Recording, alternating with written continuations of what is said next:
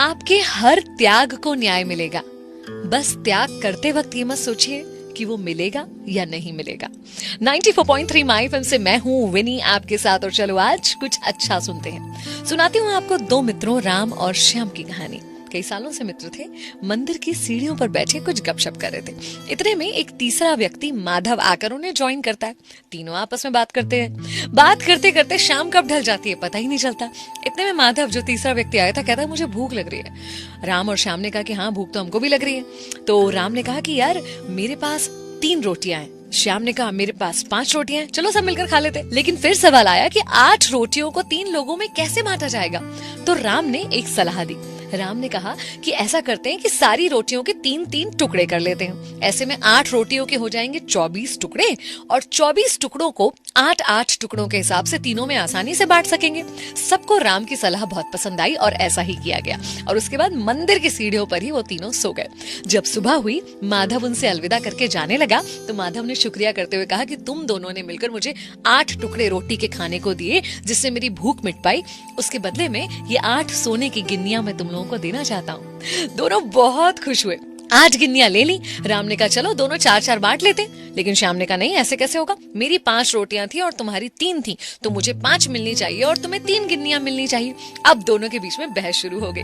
बहस बढ़ गई तो मंदिर के पुजारी के पास पहुंचे कि आप न्याय करके बताइए कि किसे कितनी गिन्नियां मिलनी चाहिए। अब यूं तो मन में पुजारी को श्याम की बात ठीक लग रही थी, 5 और 3 गिन्नी वाली, लेकिन फिर भी थोड़ा सा कंफ्यूज था पुजारी। इसलिए उन्होंने कहा कि एक काम करो, ये गिन्नियां मेरे पास छोड़ जाओ और कल सुबह आना, कल सुबह इसका हल निकालेंगे हम।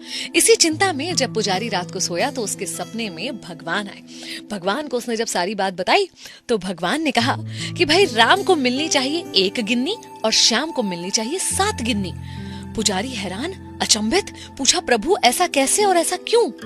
प्रभु ने समझाया कि देखो, श्याम के पास थी 5 रोटियां, जिसके 3-3 के हिसाब से उसने 15 टुकड़े करे, और राम के पास थी 3 रोटियां, जिसके हुए 9 टुकड़े। अब उन 9 टुकड़ों में से उसने दान तो एक ही टुकड़ा किया, खुद के लिए 8 टुकड़े रखे। वहीं श्याम ने 15 में से 8 टुकड़े खुद रखे और 7 टुकड़े दान किए। तो श्याम का दान काफी बड़ा है, इसलिए श्याम को 7 गिन्नियां और राम को 1 गिन्नी मिलनी चाहिए। यही मेरा तर्क है और यही मेरा न्याय है।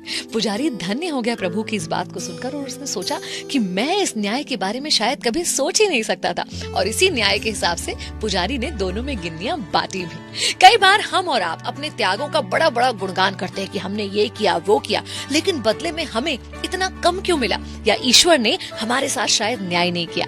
लेकिन ईश्वर जिस दृष्टिकोण से न्याय करता है ना, वो आपकी और मेरी सोच से बहुत ऊपर है। तो संतुष्ट रहिए, बिल्कुल निश्चिंत रहिए कि ईश्वर का न्याय जो होता है वो बिल्कुल तर्क संगत होता है। और आपको जो कुछ भी मिल रहा है वो सिर्फ आपके त्याग को देखकर नहीं मिल रहा है, बल्कि आपकी शक्ति, आपके समर्पण, सारी चीजों को तोल मोल कर आपको न्याय दिया जा रहा है। निश्चिंत रहिए, जो आपके साथ हो रहा है बिल्कुल सही हो रहा है। 94.3 माय एफएम पर मैं विनी। चलो आज कुछ अच्छा सुनते हैं।